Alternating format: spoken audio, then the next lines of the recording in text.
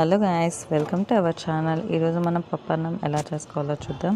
ముందుగా half glass బియ్యంకి half glass పప్పు తీసుకోవాలి.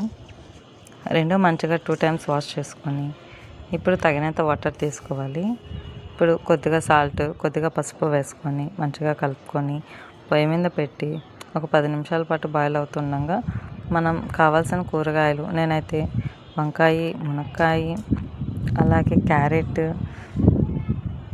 ముల్లంగి అన్నీ తీసుకుంటున్నాను. ఇవన్నీ అందులోనే వేసుకొని మంచిగా కలుపుకొని మూత పెట్టేయాలి. ఇవి మంచిగా ఒక 10-15 నిమిషాల పాటు ఉడికిన తర్వాత చూడండి, మూత పెట్టేసాము. ఇప్పుడు 10 నిమిషాల తర్వాత మనకు హాఫ్ అనేది బాయిల్ అయింది.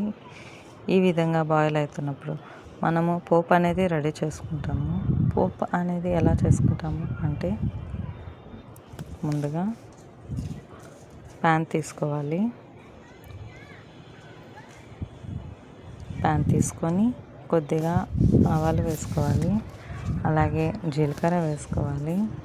ఇప్పుడు 2-3 కట్ చేసి పెట్టుకున్న పచ్చిమిర్చి, ఆనియన్స్, అలాగే కొద్దిగా తెల్లగడ్డ అన్నీ వేసుకొని చిన్న చిన్నగా చాప్ చేసుకొని అన్నీ వేసుకొని మంచిగా కలుపుకొని ఒక 10 నిమిషాల పాటు మీడియం ఫ్లేమ్లోనే ఫ్రై చేసుకున్న తర్వాత టమాటా 2 తీసుకొని అందులోనే వేసి మంచిగా ఫ్రై చేసుకోవాలి. ఇది అంతా మంచిగా ఫ్రై అవుతుండగా మనము రైస్లో కొద్దిగా కారం, కొద్దిగా ధనియాల పొడి, కొద్దిగా సాంబార్ మసాలా వేసుకొని మంచిగా కలుపుకొని అన్నీ కలిసేలాగా మంచిగా కలుపుకోవాలి. చూడండి, ఈ విధంగా అంతా మంచిగా కలిసిన తర్వాత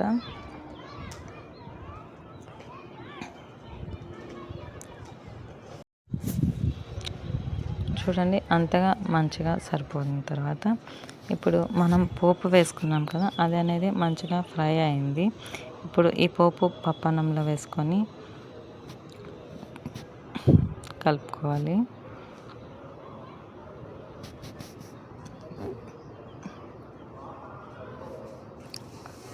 ఇదిగోండి, మంచిగా అంతా మిక్స్ అయ్యేలాగా కలుపుకోవాలి.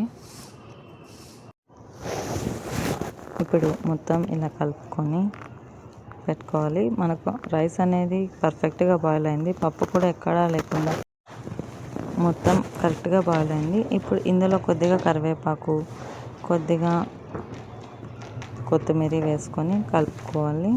ఇంతేనండి, మన పప్పన్నం అనేది చాలా ఈజీగా రెడీ అవుతుంది. ఇందులో కావాలంటే కొద్దిగా నెయ్యి కానీ బటర్ కానీ వేసుకోవచ్చు. ఇంతే అండి, పప్పన్నం అనేది చాలా ఈజీగా, చాలా హెల్తీగా కూరగాయలన్నీ వేసుకొని మంచిగా టేస్టీగా చేసుకోవచ్చు. మీకు పులుపు కావాలంటే లాస్ట్లో కొద్దిగా వేసుకోవచ్చు. Thank you for watching this video. Like, share and subscribe to my channel.